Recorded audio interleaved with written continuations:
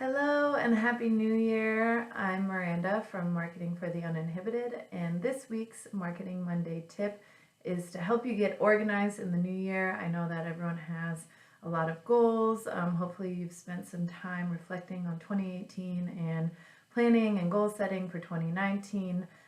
So now what do you do with all of that? How do you achieve those big goals? And the tip for the week is to start blocking out time on your calendar. So whether you use a daily or monthly physical planner, a Google Calendar, iCalendar, or just a good old-fashioned to-do list, I recommend creating, mapping out your days and then your weeks. And you don't want to do overthink it too much, but you do want to make sure that you're intentional with your time in 2019 so that you can achieve those goals. So whether that goal is to get to the gym every day, you want to make sure that you're putting that in the calendar, or whether the goal is to write a blog post once a week, you want to make sure that you're putting that on the calendar. And blocking out your time really allows you to ease into your schedule. If you take the time in the morning to plan your day and you say, okay, I have an hour to do this and I'm going to need an hour and a half to do that, and you kind of have a start and a stop time for each task, it'll make your to-do list much more realistic. And it also helps you simplify things. It helps you, I know when I write a to-do list, it's like word vomit. Everything goes on the page, everything I want to do in the next 5 years, I think I should do today, or I think it's possible that I'm going to get it all done today. And then I get to the end of my day and I'm like, well, damn, I only crossed off 2 things. What the heck is wrong with me? Well, one, I was probably overwhelmed by my to-do list and sat on Instagram for 20 minutes admiring everybody else's productivity and creativity. And then 2, I wasn't realistic with the fact that I only have, 7 hours to work today because I had to go to the doctor, or I had dinner plans with my boyfriend, or, whatever the case may be. Blocking out your time keeps you very accountable and realistic with what you can actually accomplish in the day. And I find myself to be much more productive if I know I only have 1 hour to get this blog post done and post it to my website. Then I'm going to put my phone away for that hour because I don't have 20 minutes to get distracted on Instagram. It also keeps you on task for the week. So I know, okay, maybe you are a loose goal setter and you say, I'm going to write a blog once a week. I kind of am like that, but I'm more productive when I'm like, every Monday I'm going to write this blog. So there are weekly activities, there are daily activities. I do get to the gym 5 days a week, and that has to go on the calendar too. And what this helps me avoid is overbooking myself and overcommitting myself. So I live and die by my Google Calendar. My boyfriend and I even have a shared one, which maybe that's weird. I don't know. I like it.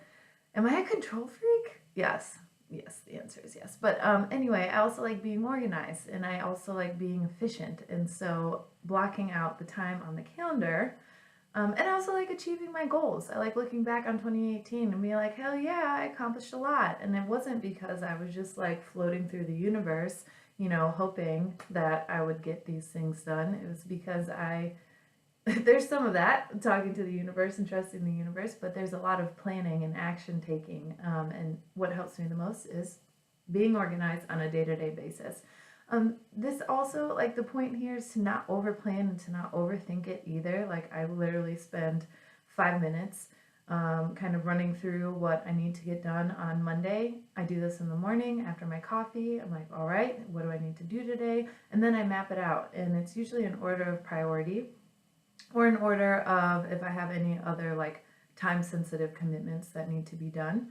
Then I map it out that way. And then I kind of loosely think about what I want to do this week, and then what does that mean for Monday, or what client meetings, how does the rest of the week look? Maybe the rest of the week is full of client meetings, or Wednesday I'm hosting a networking event with Tammy Helfrich, and hopefully, and I know that Wednesday afternoon that's going to be consumed by that.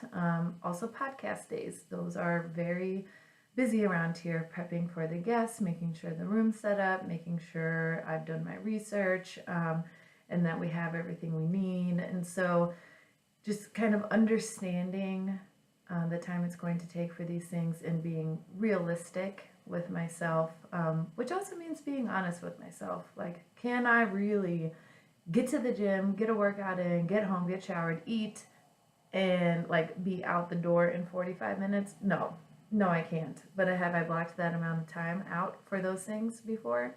Yes. And then what happens? I'm late. I'm rushing. I'm disrespecting other people's times. I'm stressed out. People are like, "Are you okay? What's going on? Have you had too much caffeine today?" I'm like, "No, I'm just rushing." I hate that. I'm just busy. I'm rushing.